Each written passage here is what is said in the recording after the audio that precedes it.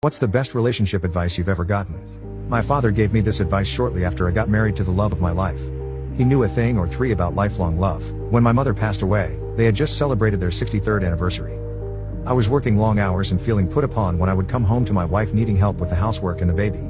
She didn't come right out and accuse me of slacking, but I felt the suspicions.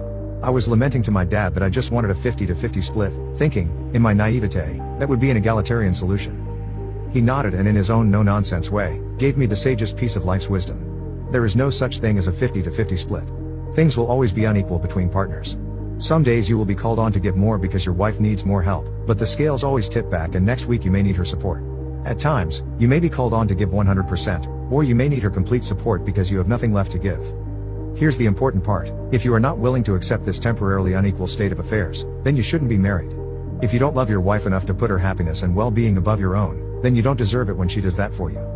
My dad's been gone for 7 years now, but by following his advice, my wife and I have been married for 44 years.